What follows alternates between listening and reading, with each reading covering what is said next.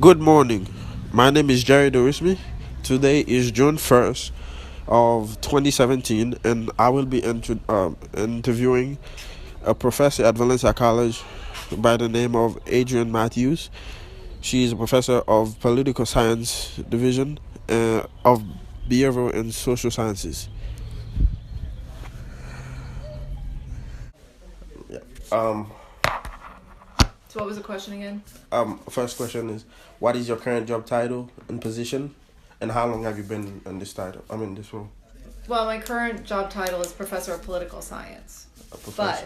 but I did get credentialed to teach anthropology. And I don't teach an anthropology intro course directly, but I teach an interdisciplinary course for the honors department where we do teach a lot of anthropology in there. Oh, I see. And I've been doing this for 10 years. 10 years. Oh, Yes. that's a long time. Yeah. So how did you land in this position? I was a student at UCF. I had a bachelor's in anthropology. Then I was doing my master's in political science, and they were looking for a professor of political science when I was graduating. So it was just kind of fortuitous that I applied and I got the job. Oh, But I was also a student at Valencia. So when I got the job offer, I was really excited about coming back and working here because I liked Valencia. oh, awesome. What made you decide to pursue anthropology in general? I mean, Because I grew up in Cleveland, Ohio, and there are a lot of second, third generation immigrants, people who came over from Europe at the beginning of the century, but for the most part, there wasn't a lot of people from different countries, and so I was always kind of fascinated with people who grew up in other places. So I think that kind of sparked my interest in anthropology, and then reading books. It just kind of led me down that path. I see. Yeah. So, in the different fields that in anthropology there is which one did you mostly focus on? Well, there are the four fields in Yeah. anthropology. I'm particularly interested in the cultural anthropology, but when I was an undergraduate student, I did a 2-month field season in Caracol, Belize. It's a Maya site, and we were there excavating for 2 months. Yeah, so I have the experience in archaeology, but my interest is really more in cultural anthropology. Oh, awesome. I'm basically more interested in biological anthropology, and Okay. I was wondering if you have any advice or anything I should Well, be worrying about. take your science courses. If you're interested in biological anthropology, is this your first semester here at Valencia? Yes. We have an honors program. I'll give you this brochure. I teach with a biologist in the fall semester, so we do kind of a combination of anthropology and biology in the class. So if you're interested in biological anthropology, it might be actually a really interesting course for you not to do this. I've already taken Bio 1. I don't know if that's It would cover some Bio 1, but it also, I'll put a mark on which program it is. This would also, you get kind of a generic science credit for it, so you could use it as an elective. It's not the same credit as a Bio 1. But, yeah, biological anthropology, you're going to be doing a lot of science. Okay. And UCF actually has a good program. I was trying to do a second master's, and I ended up not finishing it. I moved over into sociology because most of their emphasis is on physical and biological anthropology. And so there weren't enough cultural courses to take, but when you get to UCF, you'll find there are a lot of bioanthropology courses. I see. What do you like least about anthropology? What do I like least? Yeah. Wow. Well, it's tough to get a job. Okay? There's not a big demand for anthropology.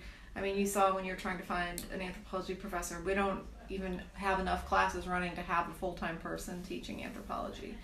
You really have to do a master's degree, you have to do a PhD to move on and go into academia.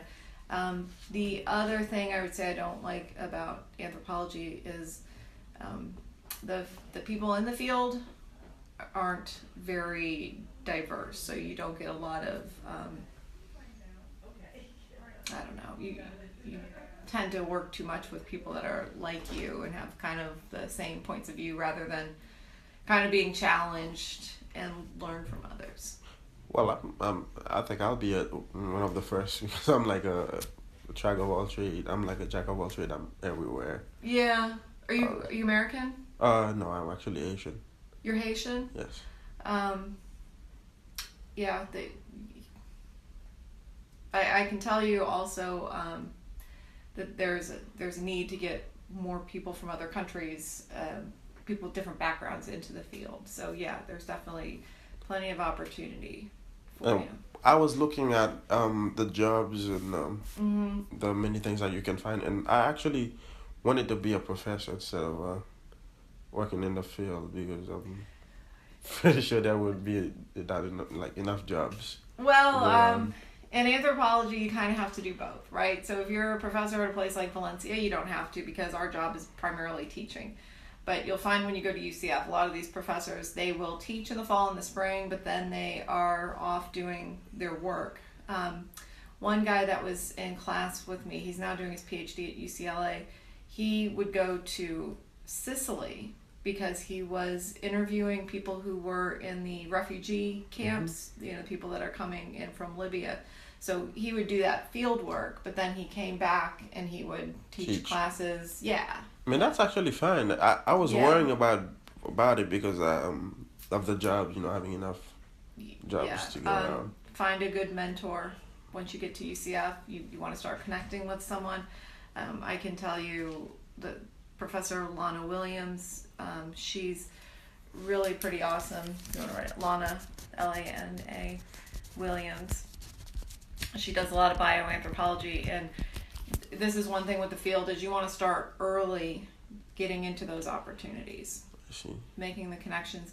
It's not a good field for if you're kind of going to school and then not really wanting to engage outside of it, which to an extent was me. I had to work almost 40 hours a week every week, so I was kind of going to school and then going to work and not really always doing much beyond. I have to do that too. But, yeah, but you can do both.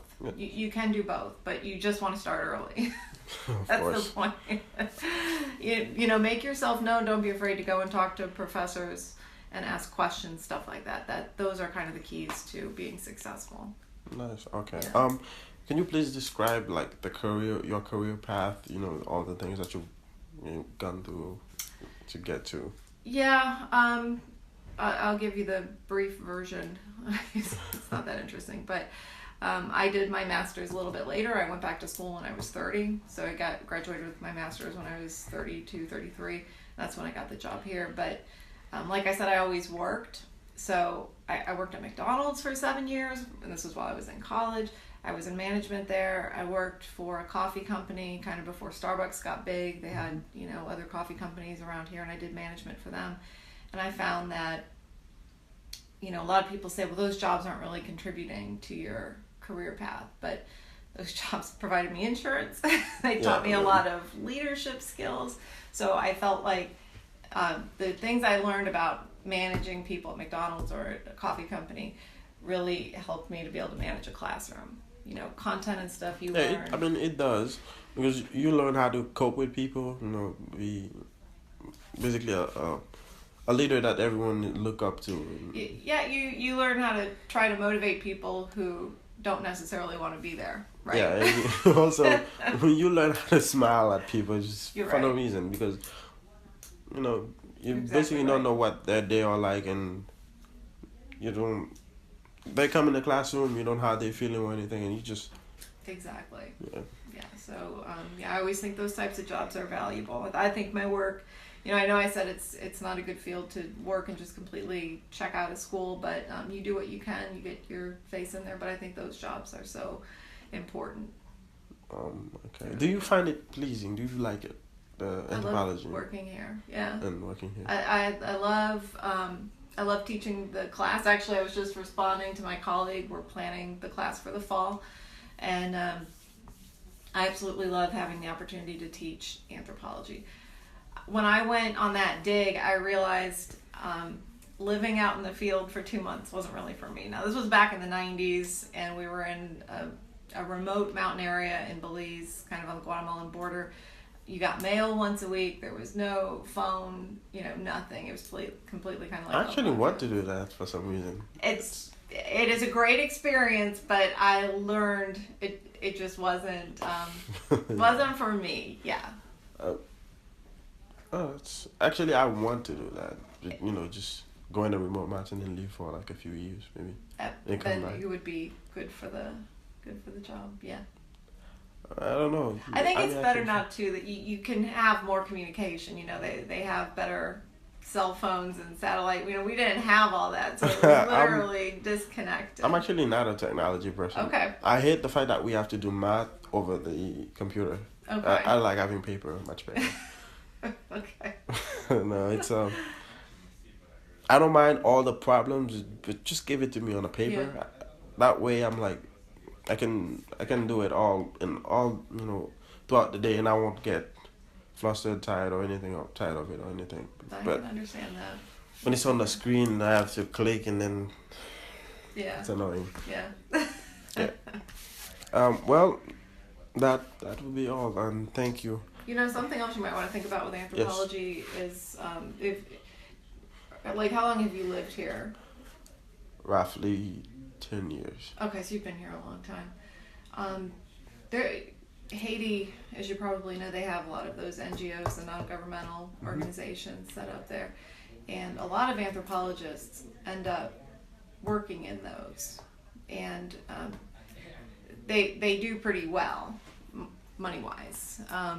If you're kind of interested in those types of human rights issues, or you'd have the language, you'd have a little bit knowledge of the culture, but it's definitely an available career path. There, like I said, the anthropologists that I've met, that I've interacted with, it's not a very diverse body. So having you speak Creole and right. Yeah, I speak Creole and French. Okay. You would be at such an advantage in this field over a lot of people. Do you necessarily have to exactly work in anthropology if your major is in the, No. Could you do anything like Well, if you go to graduate school, they make you take this pro seminar course, which kind of tells you how you can sell your skills in anthropology, right? So a lot of people go into corporate anthropology, which is people in academia will frown on that, like people at UCF, but they will go and they'll work for a company, and like a vodka company or something, right? This company wants to target a particular group of people, and so the anthropologist goes in and they kind of ingratiate themselves into the group and try to figure out, well, what kind of vodkas do these people like the best? What is it that they're looking for in the bottle and in the label, and how do they drink it? How is this part of their culture, part of their being? And they'll do this with, I knew someone who did these, those little snack packs you can get from Kraft or whatever. So they design it, or? Yeah. They help understand, okay. What the people wants from it, and then so that they can design it. But they use the skills, it's not just so much what do mothers want to pack for their kids. It's kind of what's the mother's day like, right? How do they go about their business, and what are the things they're looking for the kids, and then what's the best way that we can kind of make something that fits in that this culture can accept. Okay, I understand. Because I know one of the field is cultural. Yeah. And that's some place you can make money doing that. The other thing with, let me see, there's another thing where I don't know how much this will be applicable now, but that you can get hired through the U.S. government. They pay 6 figures. Again, this is another controversial one, but don't let the academics, dictate what you do. They teach at a university. They're going to have an opinion about people doing other things, but you always want to keep your options open. They have this thing called the human terrain system, where you get hired, you kind of are embedded with military folks, but you're not military. Yes, I understand. But you go and you try to help the troops understand where they are and help them learn the customs and kind of be that bridge. So that they can blend in, or yeah, so that they don't, they're received better. Not that they're just there and they seem like these outsiders and they think these people are strange and these people think they're strange. The anthropologist kind of helps to bridge those relationships. I'm actually one of I really am not that bounded. Like, I don't want to stay in one place for a long time, really, really long time. So actually having options like that are really useful to me. Yep. You can go into the foreign service. There's a foreign service test in the United States. Anthropology is a skill that is useful there. So you learn a lot of good things. Yeah. But if you want to just get out and teach anthropology, I guess that's where I'm saying, kind of do the traditional path. The jobs are limited, that's all. No, I'm not really actually. Because I like money. Yeah. Then go work for an NGO or the Human Train. It's I don't called think HTS. I'd be doing just teaching and stuff. Yeah. Yeah. The NGOs are neat though. And French, you could go to a lot of African countries as well with French and do work there. So you got a lot of options with the language. I guess I gotta be, so start focusing on my French more. Yeah. Maybe start using it a lot. You're gonna be at an advantage. So many of Americans, we just speak one language, so. Well, thank you for your time. Yeah, no problem. It's nice to talk to you. What's your name again? I'm Jerry. Jerry? You said your name? Adrian Matthews. Let me give you my card. Yes, So I think you please. might need that for the assignment. Yeah, I'll need it for proof of Yes. attendance. Who's your professor? Shama Grimage. I don't think you know who she is. I know a couple people who teach MSc, but Thank you. no problem. And if you look at that and it looks like anything you're interested in and you want to come talk, I mean, even if you just take the one, I'll write it on here. It's called